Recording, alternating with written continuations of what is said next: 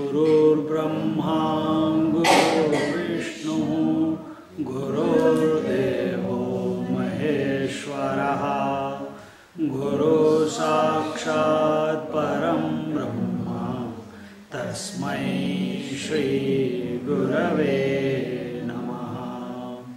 तस्मै श्री गुरवे नमः। सच्चिदानन्दरूपाय विश्वोत्पत्त्यादिहेतवे तापत्रयविनाशाय श्रीकृष्णाय वयं नमः। श्रीकृष्णाय वयं नमः। योऽन्तः प्रविश्य मम वाचमिमां प्रसिप्तां सञ्जीवयत्यखिलशक्तिधरस्वधाम्नाम् अन्यांश्च हस्तचरणश्रवणत्वगादीन् प्राणान् नमो भगवते पुरुषाय तुभ्यं। प्राणान् नमो भगवते पुरुषाय तुभ्यं। प्राणान् नमो भगवते पुरुषाय तुभ्यं।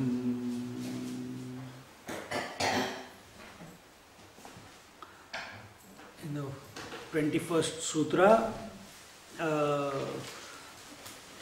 यथा Vraj गोपिकानां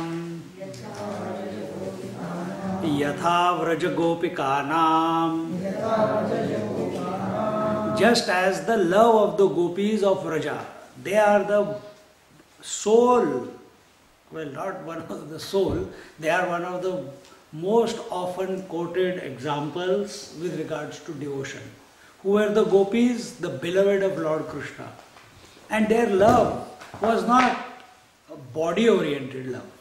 Their love was for the Lord with the recognition that this Lord, this blue boy Krishna, who is younger than them, for some who was older than them, so for some who was their age, is the master of the universe. Okay? And therefore, for them, it is not a journey of demanding love out of him. It is of surrendering their love to him and doing whatever is required to be done which will please him. And they surrendered their body to him, they surrendered their mind to him, they surrendered their being to him. And in that they found fulfillment. When we see the example of Chirharan, where the gopis were taking bath in the lake, Krishna steals away their clothes. And they said, please give our clothes back. He says, I will not give it to you. If you want me, you have to come out. And from a common man's point of view, how shameless fellow. Yeah? But even the idea that they are the body, that they have to drop. And then he promises them that from so many days later, on the full moon night, we will have Ras Leela, after they dropped their body identification. So these are not, we think, we look at Bhagavatam or we look at these stories from our twisted mind. But what is given in the stories is something different.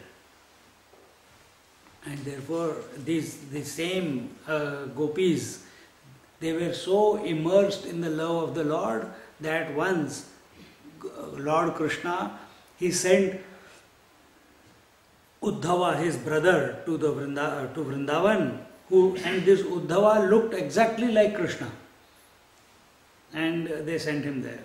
And when the gopis saw him, he saw gopis, he was a Vedanti, he was a yogi, and what he saw there was the gopis had attained the goal of yoga, had attained that which needs to be attained. For their vision, every moment of their existence was for their beloved. Every action was for their beloved. Every breath was for their beloved. Every thought was for the beloved. Nothing that they would do was for anything else except for their beloved. Now, having said this, yeah, this is a crazy living, then what will happen? No. It is possible to live like that. They continued living in their houses, they took care of their children, they took care of their husbands, they did their duties, but their mind was ever engrossed in contemplation of their beloved.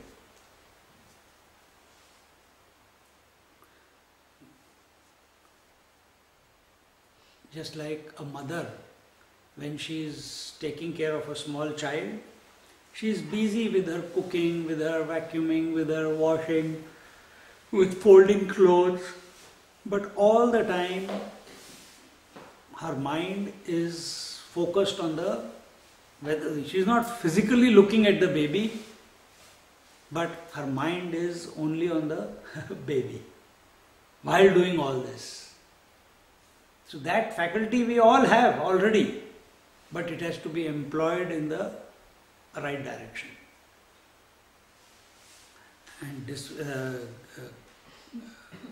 And for these gopis, whatever they saw, heard, touched, felt, etc., everything was nothing but the Lord and Lord alone. And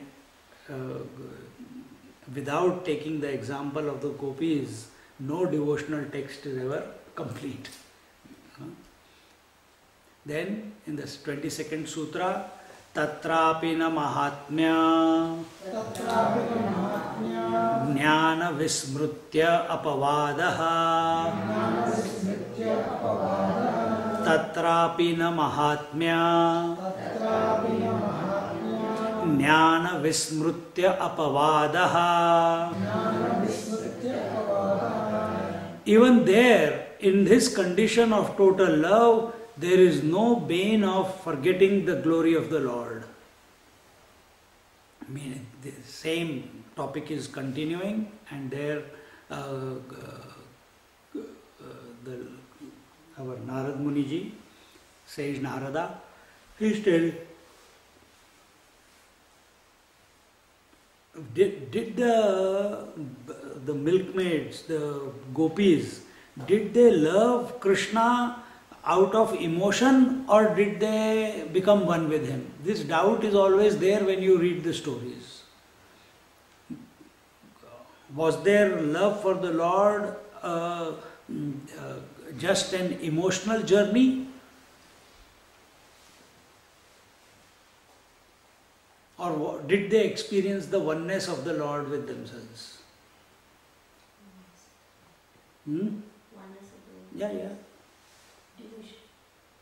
Devotion, initially, devotion begins with the Lord being separate and you being separate, isn't it? But the culmination is... They're the same. They're part of the same. Culmination is the Lord is pervading through me. So everything that I am thinking, seeing, touching, feeling, tasting, everything is nothing but the Lord. And therefore, there is no separation of you from the Lord. If it is an emotional journey, it cannot end in the fulfillment and satisfaction that the devotees feel in their heart. But here we see in gopis that they not only had the fulfillment, but they also had the knowledge that comes as a result of devotion.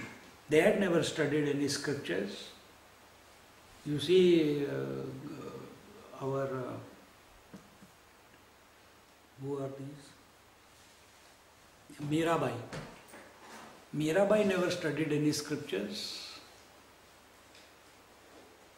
Who was this whom we were reading? We saw that movie of that, that Sardar who wrote Heer Ranja. Bulle Shah. He never studied any scriptures. All he did was that there is a great master and I have to study music from him. I can't remember the name. If it comes, I'll tell you. हाँ? Waris Shah. देखी तुमने? Yes. And all he came to know that in his destiny it was there to study music from this great master, so he went there. That master appeared on the journey every now and then, guiding him. And as he was coming closer, he says, "Why you are going to that fellow? He is mad. He is useless. He goes into ecstasy. He will not teach you anything." He says, "If he is like that, does not matter, but I still want to go to him." And eventually, when he goes there, he says, "Arey, the one who was stopping me from coming to him is him only." And he gets there. And he says, "You must listen to your heart. You must find love in your heart." He's a Sufi saint. Bunde Shah was his teacher. Yes. So he says, you have to find the pain in your heart of the beloved, of your separation from the beloved. Then alone the true music will come out. And this is the only instruction he gives, that you have to experience. He asks first question, have you fallen in love? He says, no. He says, you have to fall in love and feel the pang of separation. That was the 2 lines that he says there. And then the very next moment, the soldiers come, and because in those times music was forbidden, so they catch him and they take him to his death. And while he is going, he is singing the glory of the Lord. Sufi verses are there. And he is singing away, and joyously he says, "What will you take me? I am coming myself." And he goes. They don't tie him or anything. He is walking by himself to his death. And he feels the pain of the separation of his teacher, and then he is wandering here and there, and eventually he comes to one village, and there one of the rich guys, he says, "You stay in this house and I'll provide you food." And the girl falls in love with him. He speaks in the language of love to the girl, but his dialogue is with his Lord. But the girl thinks that he is in love with me. And he composes this Heer Ranja, the poem. Beautiful. So is this love of the gopis, and if you take those verses, there is so much deep meaning in those. But it's a double-edged sword. You can take it for the world also, and you can take it for the Lord also. For everything. Every line that he has written. And the girl also eventually, one girl is lustily in love with him. She wants him as a person, but the other girl, she loves him not as a object of love, but because it's a different, and she keeps sacrificing everything for him. But the other one creates situations so that he gets trapped and he becomes his slave. 2 types. One is expressing love, the other one is expressing lust. So is the gopis' love a lusty love towards the Lord?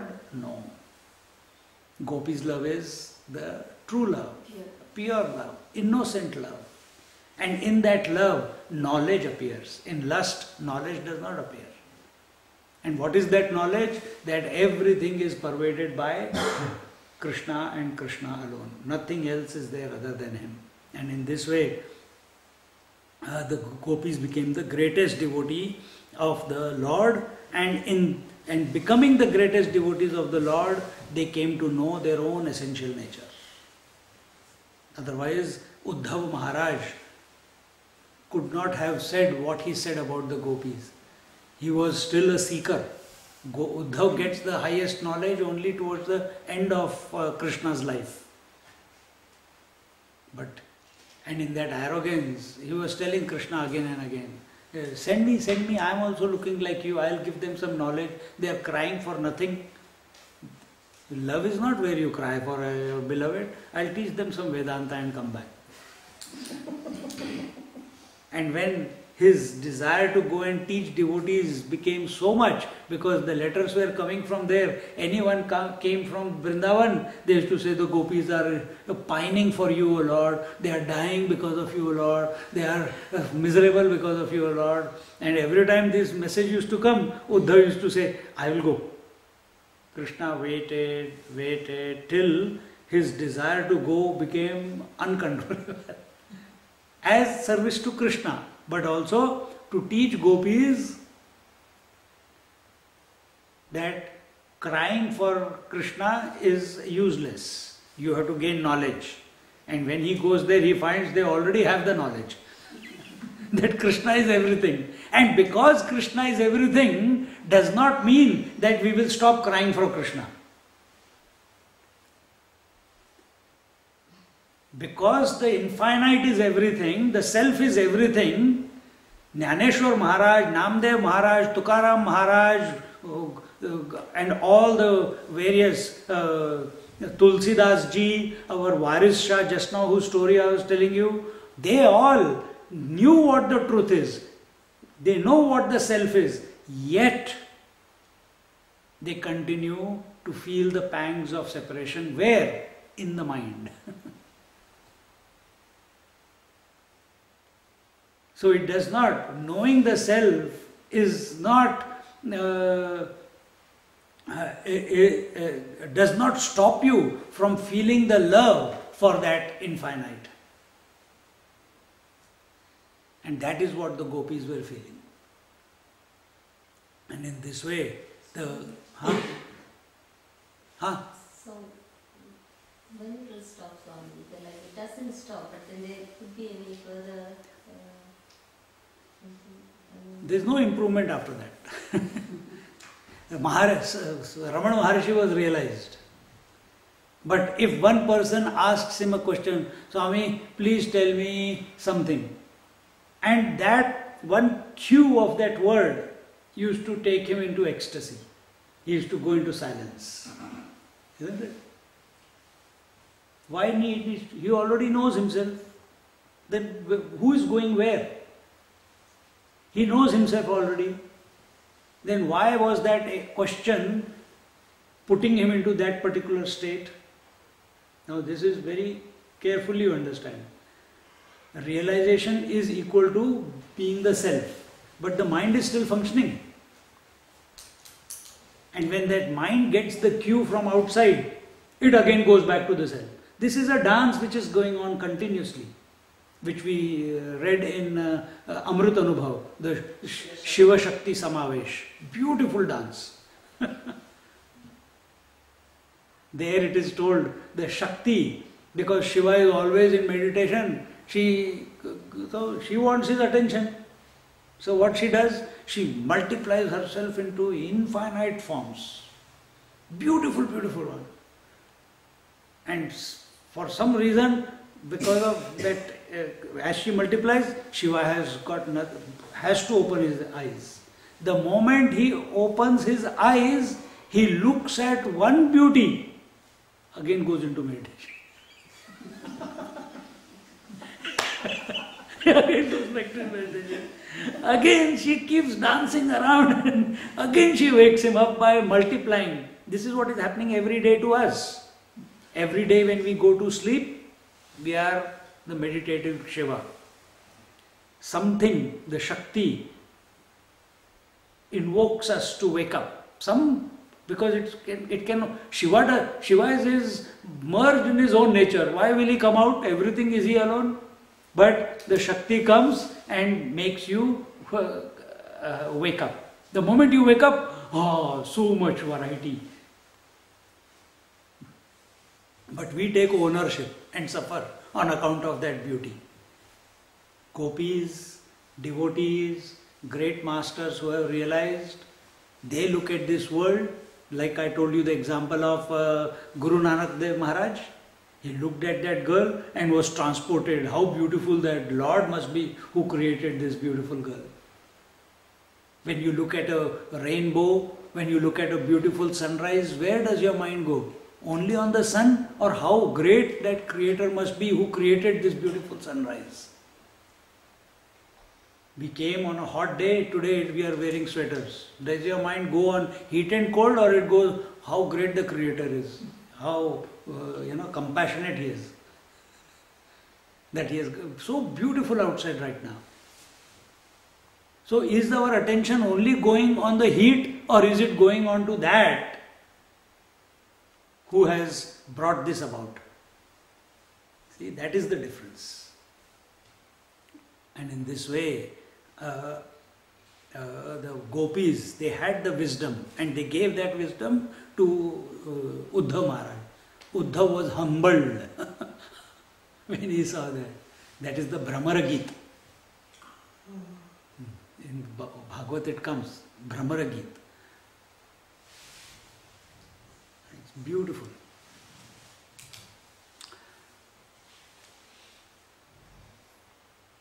So, in Vedanta, we come to realize, and if that realization is not percolating in our heart as devotion, love for everything, just as I love myself, then we are going the wrong way. Our equation is love for myself and knowledge for others. And the scriptural injunction is knowledge for yourself and love and sacrifice for others. But we live exactly the opposite way.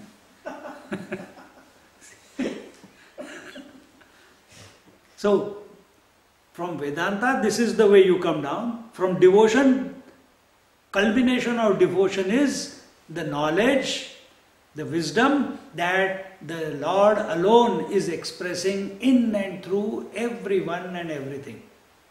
And therefore, this devotee falls in love with the creation, which is not other than the Lord. And therefore, this devotee cannot do anything but serve and sing the glory of the Lord. Mind is there, no? So what does a Vedanti do? He gives lectures. How about that divine? What does a devotee do? He sings the glory.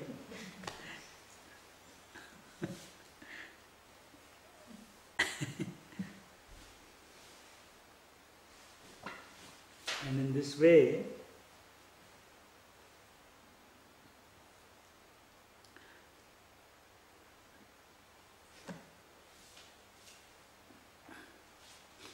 so again, there is a what you call the best devotee, the medium devotee, the lower devotee, depending upon how much single-pointedly he is surrendered to the Lord.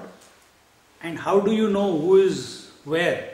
Depending upon what is his interaction with the world.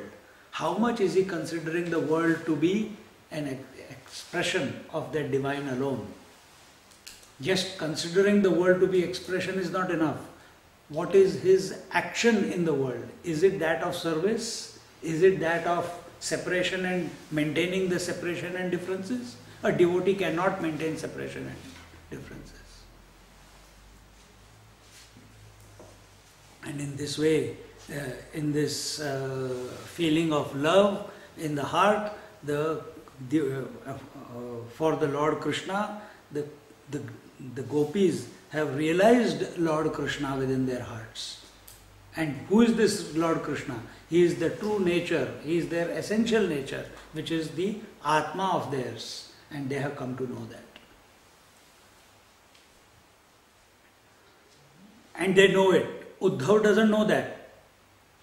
Uddhav is only devoted to Lord Krishna. Gopis, they know that Krishna is not other than them. Hanumanji, he continues to serve Lord Sri Ram.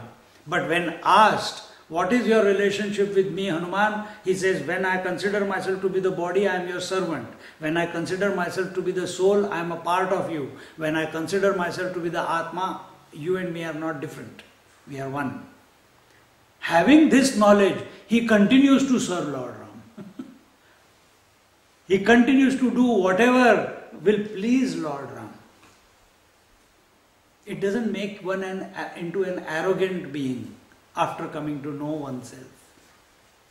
But when that experience, when that knowledge of the self is only at the intellect level, only a conviction, it can bring about arrogance.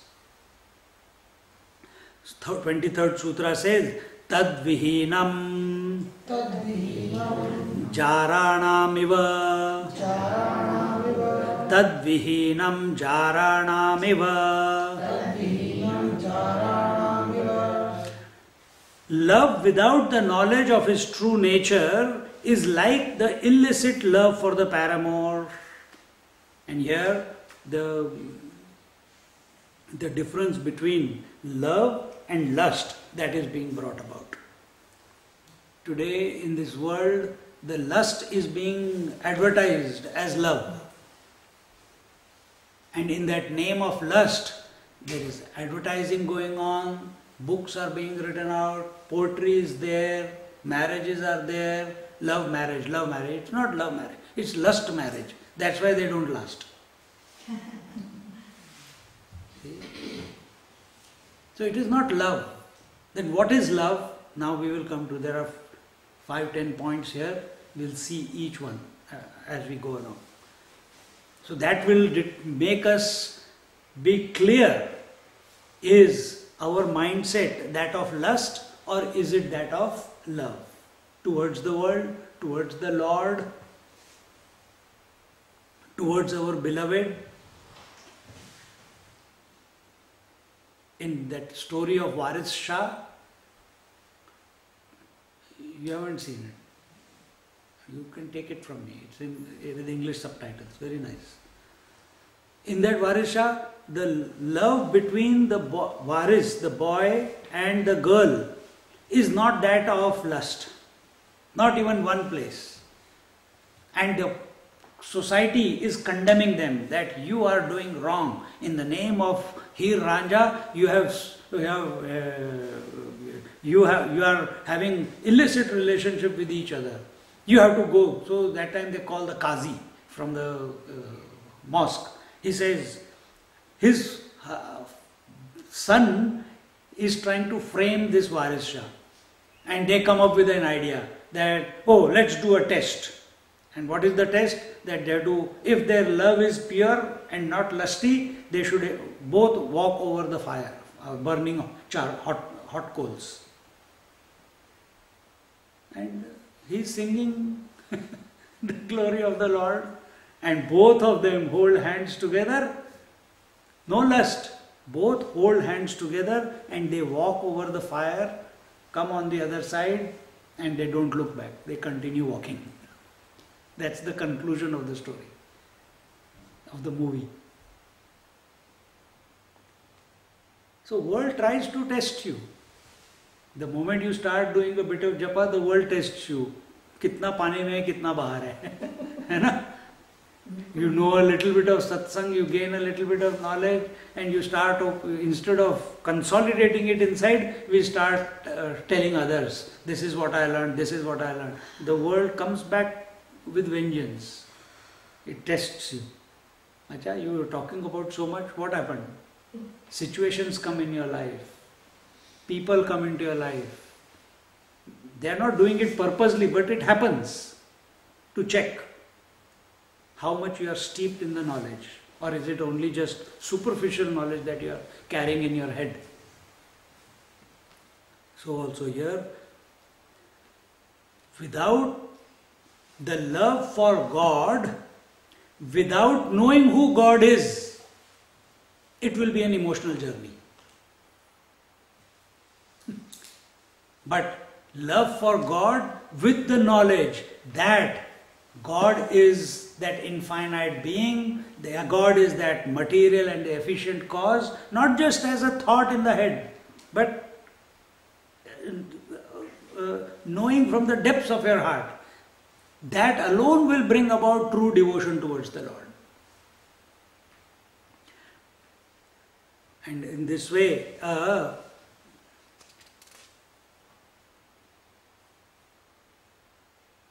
the love of a person, see, we see, did the gopis love Krishna passionately? That means with a desire to own him, to make him their own. Radha tried. Once arrogance came into her. Krishna was not coming. This was the Ras Leela. Full moon is coming, is up there in the sky. All the gopis have collected on the banks of the Yamuna. Ras Leela is going to start, but the one with whom they have to sing dance the Ras Leela, Krishna is not there. And all the gopis, they start, first they dance, first they do this, someone becomes Krishna, someone becomes Radha, because Radha is the greatest devotee of Krishna. She is the lover of his. So everyone looks up to Radha as that we want to be like her. And they are dancing away. At that time, they start, in that story comes, that they start searching for Krishna. Because they have danced, they have done everything, Krishna has still not come.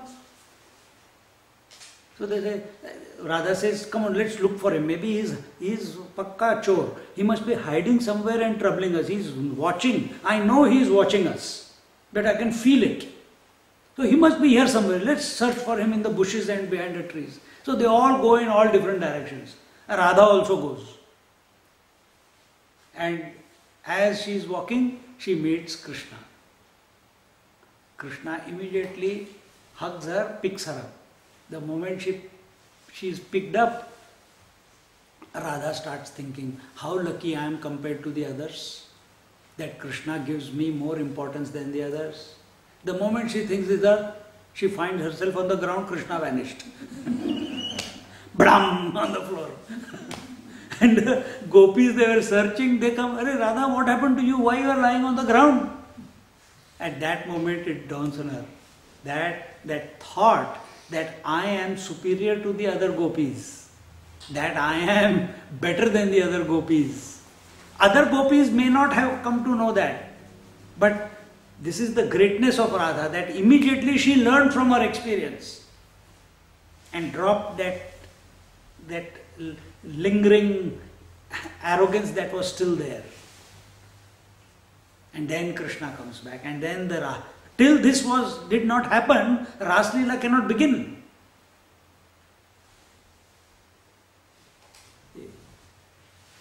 So was it with passion that Radha was going after Krishna, or the gopis were going after Krishna? Passion will be only an emotional journey. So this is basically the story of your mind. Exactly. Yes. It is the journey of your mind to become one with its own source. That is Radha. Radha is the mind and Krishna is the self. But while they are dancing, they both lose who is the mind and who is the Krishna. Sometimes Radha becomes Krishna, sometimes Krishna becomes Radha. There is total confusion. Because mind without thoughts is Krishna. Krishna with a thought is mind. Consciousness with a thought is mind. And mind without thought is consciousness. So when they are totally with one and each other, that therefore Ardhanarishwar, Shiva and Shakti, Shiva is so much in love with Shakti that he loses himself in her. She is so much in love with him that she loses himself in him. And when they both become totally integrated with each other, they don't see any difference that the beloved is other than me. That's Ardhanarishwar. That's Krishna and Radha. That's mind and self, the Atma. So when that happens, the mind will sing Abhangas. That same Atma is expressing as the mind. Because nothing can be outside the Atma, isn't it? Nothing can be outside the self. But recognition of this fact is what that wisdom is. Wisdom is not just being emotionally drained of wanting to. Some people, one person I know, Swami, I want to see Shirdi Sai Baba, I want to see Shirdi Sai Baba. Why he doesn't come in my life? I am so much in love with him. I said, you are not in love with him. If you are in love with him, you will not speak in this manner. Obsessed. Obsessed. It's obsession. But obsession, only an emotional obsession. It's not obsession with understanding. Then it becomes devotion. Obsession with understanding is devotion. And in this way, where are we?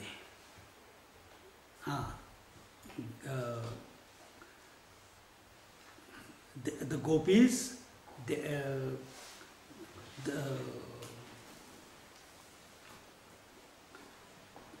they, even though they are crying for Krishna, even though they are pining for Krishna, even though they are singing songs of love for Krishna, their wisdom, the constant remembrance that Krishna is not other than us, that has never become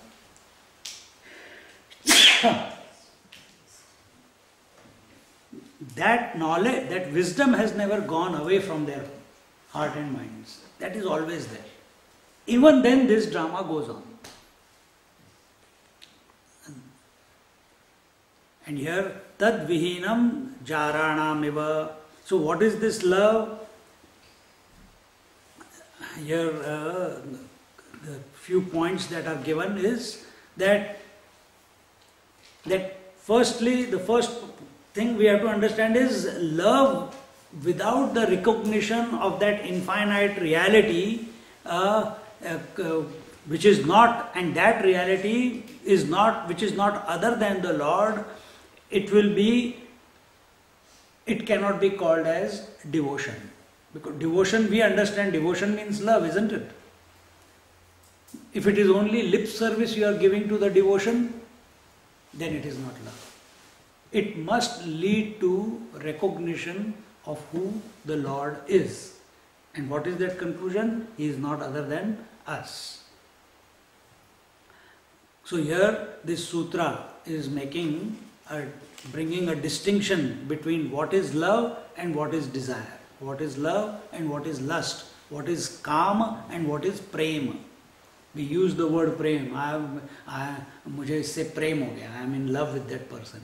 It is not in love with that person. If it is a person, it has to be lust. It cannot be love. So what is this difference between kama and prem?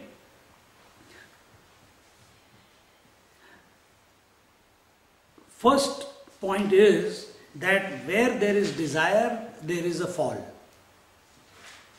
The person eventually becomes disgusted, depressed, if he doesn't gain the object of desire. In love, there is only rise and rise and rise and rise. The devotee, he does not become depressed. In fact, his love for the Lord only keeps on increasing in intensity.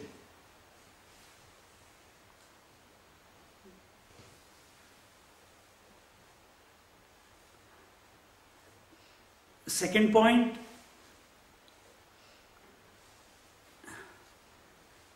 when we are, when we have a desire for something, we lose our spiritual being, become enslaved by that object of desire, and that enslavement to the object of desire eventually brings about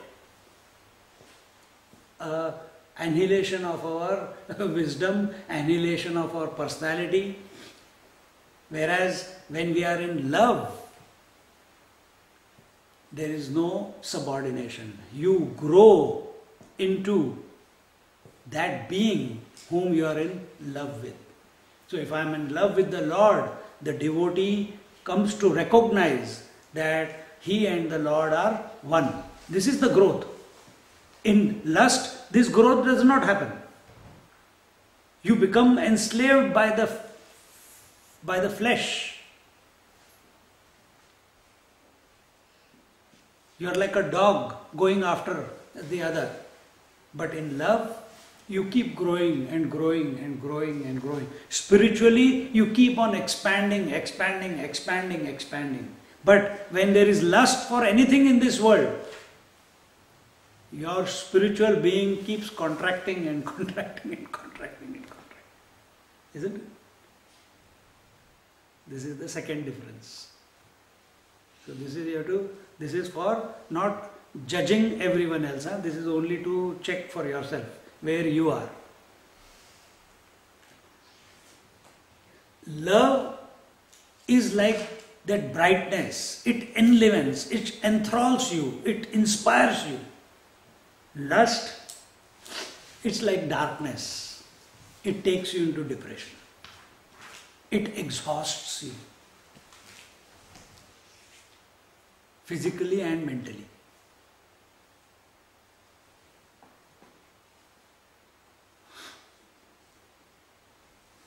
Then the fourth point, love, we have already said, love expands, lust contracts. And in love, as the person is offering his devotion to the Lord, as his being starts expanding, it includes everything into his heart as I. In lust, he discards everything as I and only is fixated on one. And that's it. Devotee is also fixated on one. But because the attitude is different, the expansion of the I takes place. In lust, contraction of the I takes place to the exclusion of everything else. The fifth point,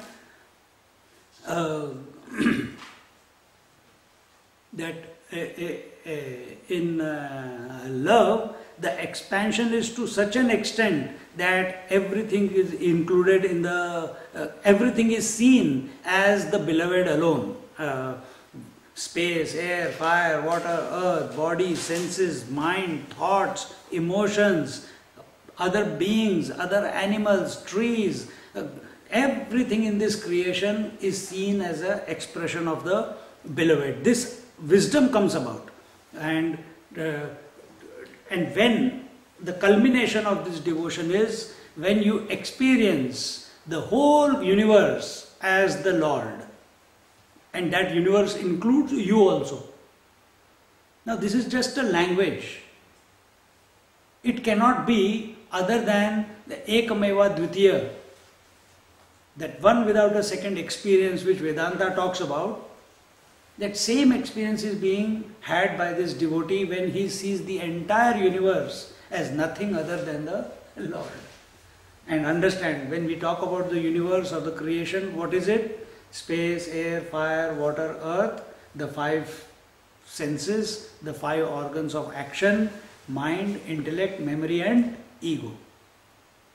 Both at the micro and the macro level. All this is creation. And he comes to recognize that everything is pervaded by the Lord alone.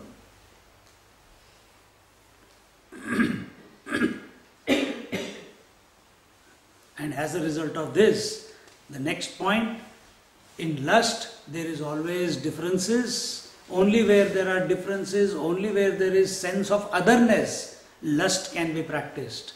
Love leads to the oneness of vision. All differences collapse in devotion. In lust, the differences are maintained. Only then you can desire for something else, isn't it?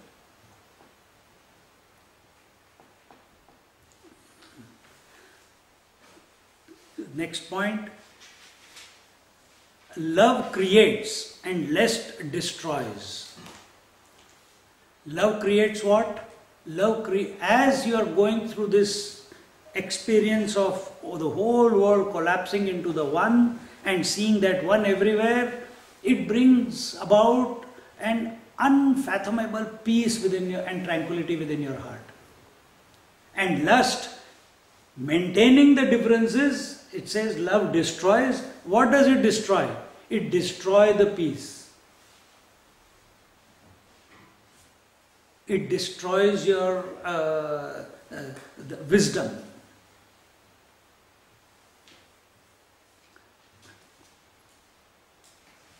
Love is the victory of the spirit, and lust is a mere cry for the flesh, and that's all it is.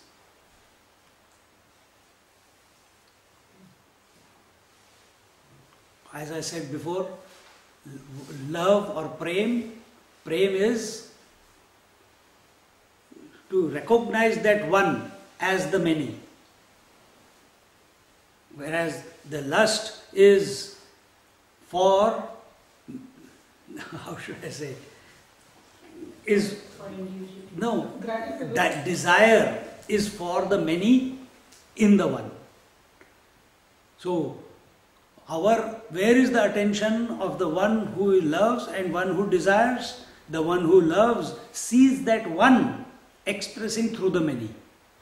And the desirer, the lusty fellow, he is desiring many things which are already in the one, but he is not recognizing that they are already in the one. He thinks, if I get this, if I get the Snickers, then I get the Bounty, then I get the soup, then I get the chocolate mousse, then I get this satsang, then I get the yoga. He wants everything, everything. He does not see that one expressing as many. So through devotion, as a result of expansion of the mind, expansion of the being, and collapsing of the whole creation, only one remains. So the love is for the one, it's not for the many. Lust is always for the many, it cannot be for the one. We may say, I only love one darling I have. But that's not love.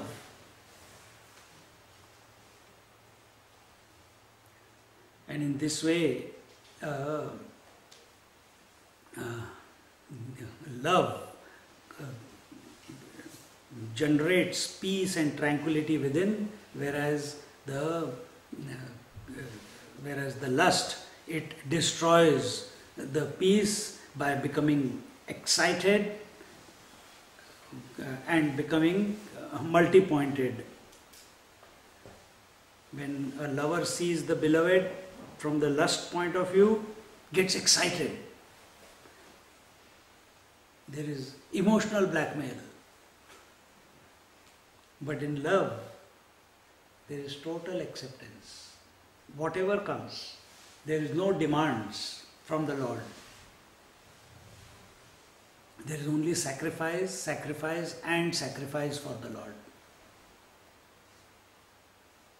In a worldly level, can you say that love gives and forgives, lust gets and forgets?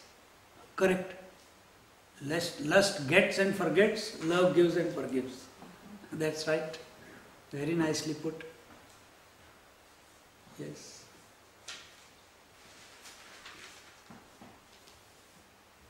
If we take these few points that are given, then we will understand where our mind is. Is it lusty for the world or is it in love with the world? Is it lusty for the Lord or is it in love with the Lord? Is our relationship with other beings based on getting and forgetting, or is it on giving and forgiving? Simple, very nicely So said. that is the attitude. It's the attitude behind. It is the attitude. It all comes in the end to the attitude. Actions will remain the same. The attitude behind the knife which a murderer is holding and the attitude in the mind, in the doctor's mind, who is also holding a knife. Only attitude difference.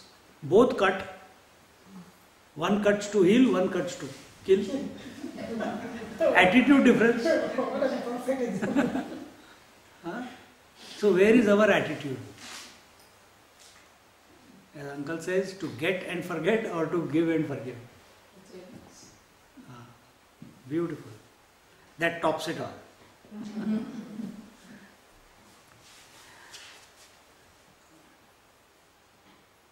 Why Sri Narada gives the logical reason for his strong and powerful condemnation of the lower type of devotion in the following sutra, which is this lusty, the emotional type.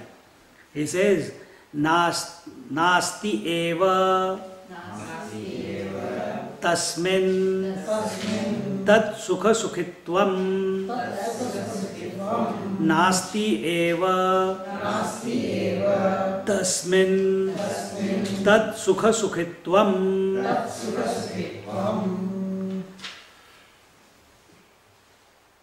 He says, in the profane love of the for the paramour, the sense of happiness in the happiness given to others surely does not exist at all.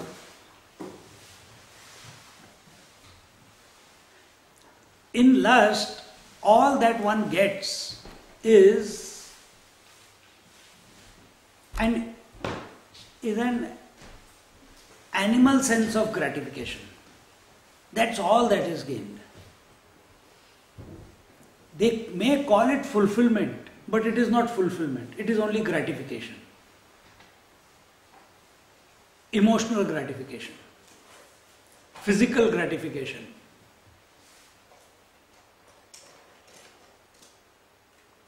And this lust and this gratification which a person is seeking through the lust is always selfish. People may say that it is, no, I love, I do this, I'll do that for her. But when it comes to the tea, it is always selfish. Immediately you see all these couples who are in love, all the marriages in the Western world, now in India, also, in the Eastern world also, more and more love marriages are there. Then why, if love was there, then why every second married couple in Australia is going through a divorce? Why? Where has the love gone then, if it was love? See? So then it was not love. The whole foundation itself was wrong. They started that relationship on the wrong footing, which was lust.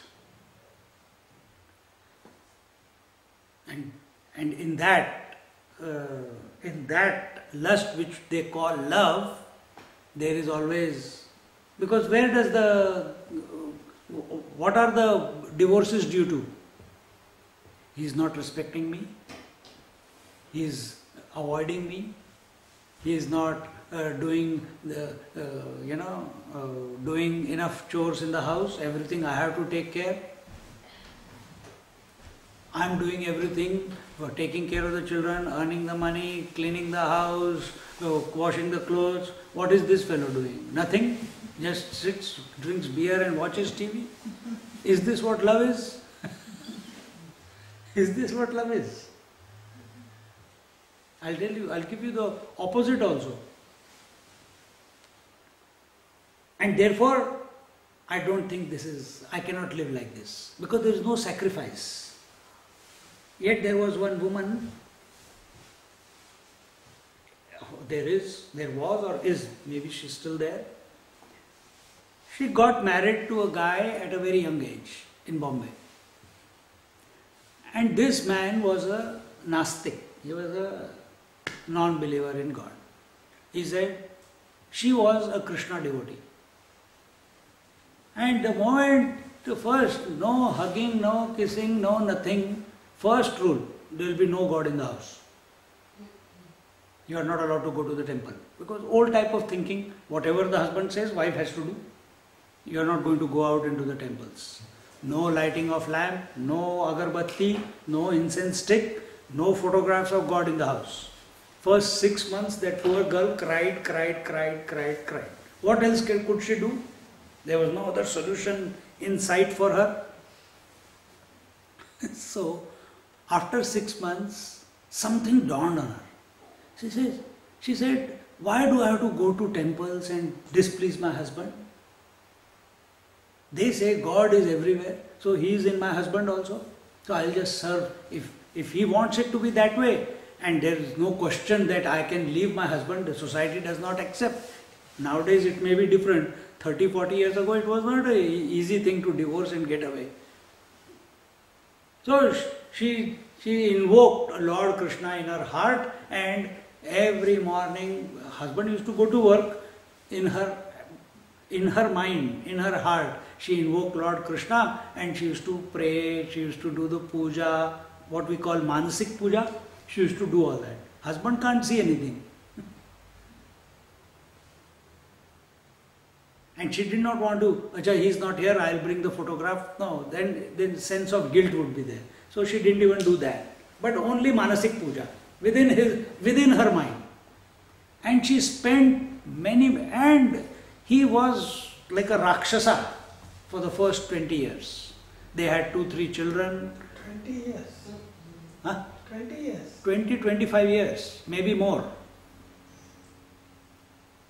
And then many years later, one Mahatma went to their house and he said, but they were in love with each other. Initially, this is it's a flashback that I am telling you. That lady continued to serve this Rakshas, this demon, who had put all the boundaries. You can't do this, you can't do that, you can't do this, you can't do that, you have to cook like this, you have to do that, you have to, the moment I say you have to bring a glass of water, the moment I say the chapati is not soft enough, you have to make a new one, everything fresh food. There are husbands like that. And she went through the whole thing. And one day this Mahatma went to their house. They had started going to some satsangs. The husband also was going. He said, that Mahatma asked, both look in love. What is the secret? At this young, ripe old age, you are still in love with each other. What is that? Tell me. And that's when the husband started telling this story. Swamiji, I was a demon. I used to do this to my wife. But after 25, 30 years, I realized not even once she complained to me. More than you or any other scripture, my wife is my guru. And when it dawned in my mind what she had sacrificed, what she has gone through because of me, at that very moment he became a changed man. After that 25 years, first she served him without any expectations, without any demands.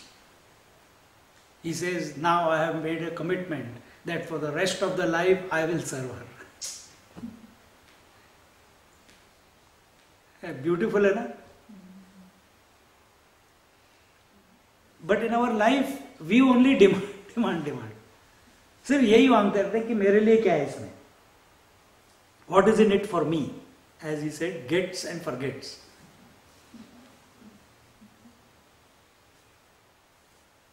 So he says that I have made her suffer for 25 years. Now I have to atone for it. And I am going to And that is what is keeping us together. This recognition. She never said that you are bad. She never said that you are doing the wrong thing. She never compared me to other good husbands in the society. She accepted me as I was and continued to serve me because that was the right thing to do.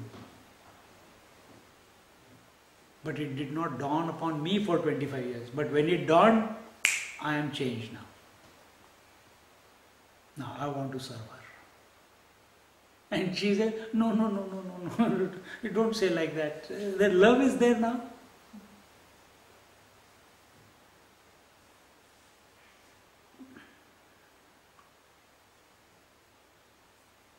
So, what is love? Love is that where the lover is not seeking his own happiness, but wants the beloved to be happier and happier and happier. Lust is where only we want to be happy and let others suffer. Who cares?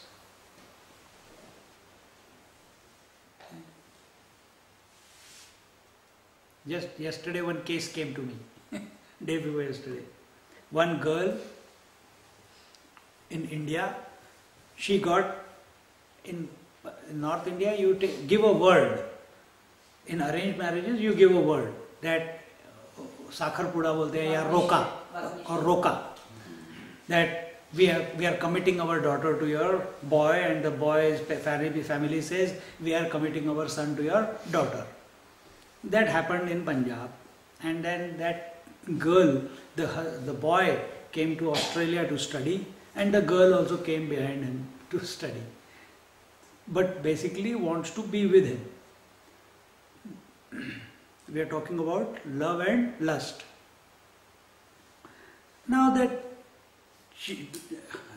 our culture, you are not supposed to live together, but she told her parents that she is living separately, but actually she is living with him. Now if there is one bedroom place and both are living together, naturally closeness will happen.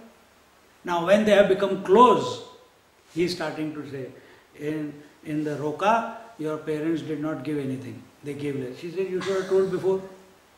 He said, we will get married only if they are filthy rich, the girl's parents. He said, tell your daddy to send some money, we want to buy a house, we can't afford rent. And I want to start a business, tell your parents to send the money, I want to start a business. And as a result, she is realizing that this is not the right thing, but the lust is keeping her together with him. How long it will last? I don't know. That case will come to me in 2-3 days' time. So I have the Something registered. it's got registered, but the case is coming.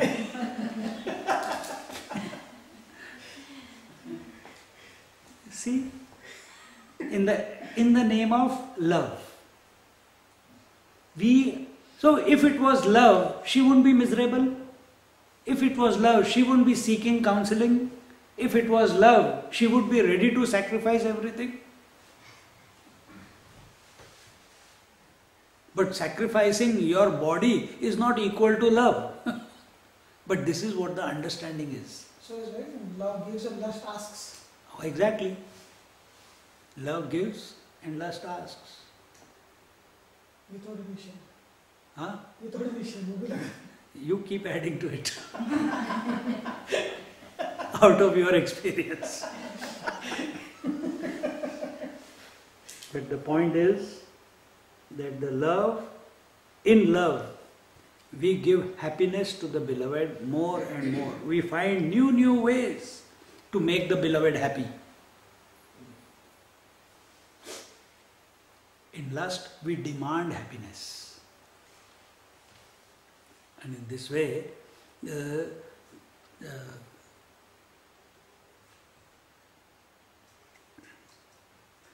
lust is only sensual, whereas love is spiritual. That is the conclusion. Lust can never make you happy. Love Love alone can bring you to happiness and tranquility. Because in love, the goal is not about I want to become happy. The goal is I want to make the beloved happy. The goal is the other, whom you have fallen in love with. And who is that other? That other is the Lord. And when two lovers like that come together, why they are sacrificing for each other? Because they see that divine in that person. That's why.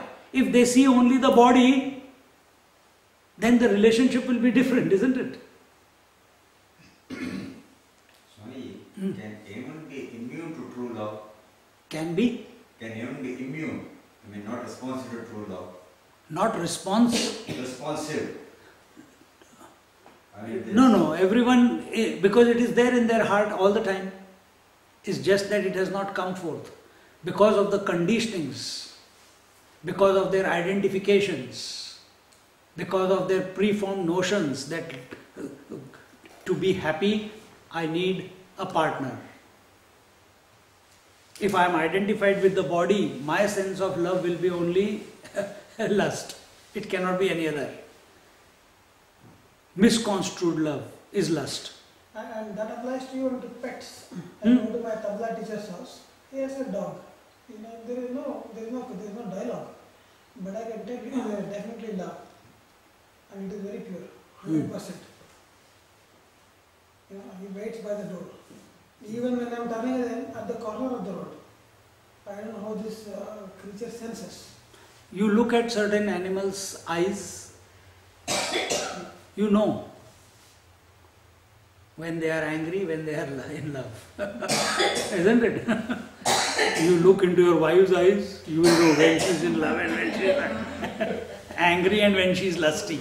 And vice versa. You come to know. Babies are a good example.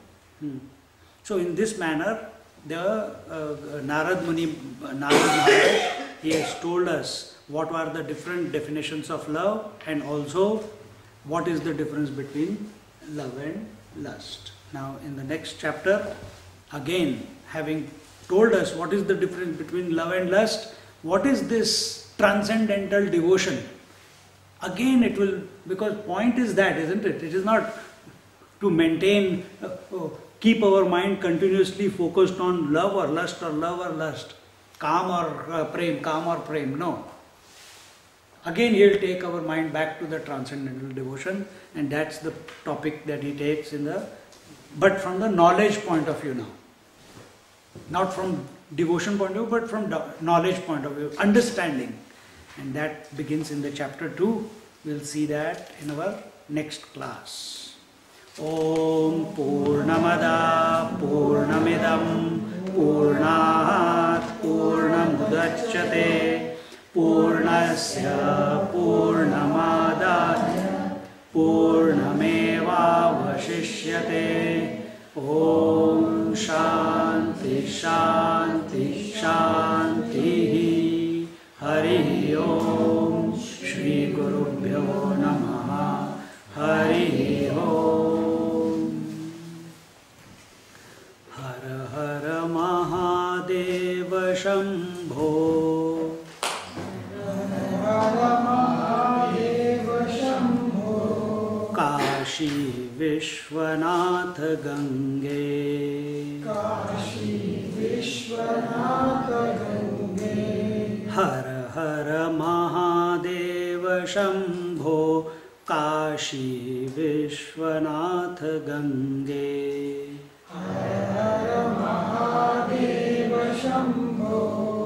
Kashi Vishwanath Gange.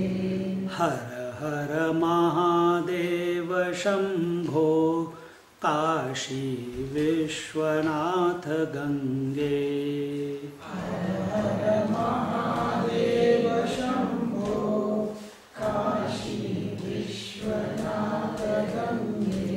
Har Har Mahadeva Shambho. Kashi Vishwanath Gange. Hara Mahadeva Shambho. Kashi Vishwanath Gange her her Mahadev Shambho her her Mahadev Shambho her her Mahadev Shambho her her Mahadev Shambho Kashi Vishwanath Gange Kashi Vishwanath Gange her her Mahadev Shambho Kashi Vishwanath Gange her her Mahadev Shambho Kashi Vishwanath Gange her her Mahadev Shambho Kashi Vishwanath Gange her her Mahadev Shambho Kashi Vishwanath Gange Kashi Vishwanath Gange Kashi Vishwanath Gange Kashi Vishwanath Gange Kashi Vishwanath Gange Kashi Vishwanath Gange Kashi Vishwanath Gange her her Mahadev Shambho Kashi Vishwanath Gange her her Mahadev Shambho Kashi Vishwanath Gange her her Mahadev Shambho Kashi Vishwanath Gange her her Mahadev Shambho Kashi Vishwanath Gange her her Mahadev Shambho Kashi Vishwanath Gange her her Mahadev Shambho Kashi Vishwanath Gange her her Mahadev Shambho Kashi Vishwanath Gange her her Mahadev Shambho Kashi Vishwanath Gange her her Mahadev Shambho Kashi Vishwanath Gange her her Mahadev Shambho Kashi Vishwanath Gange her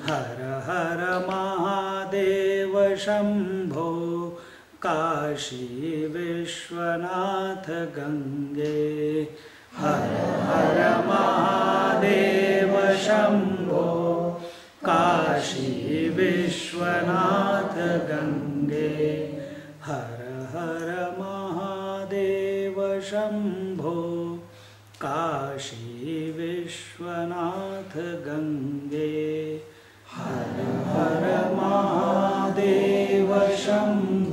Kashi Vishwanath Gange her her Mahadev Shambho Kashi Vishwanath Gange her her Mahadev Shambho Kashi Vishwanath Gange.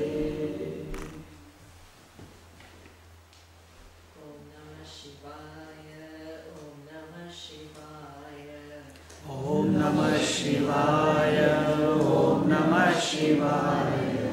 Om Namah Shivaya, Om Namah Shivaya. Om Namah Shivaya, Om Namah Shivaya. Om Namah Shivaya, Om Namah Shivaya. Om Namah Shivaya, Om Namah Shivaya.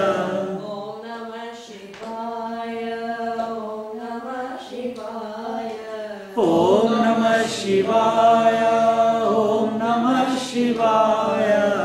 Om Namah Shivaya, Om Namah Shivaya.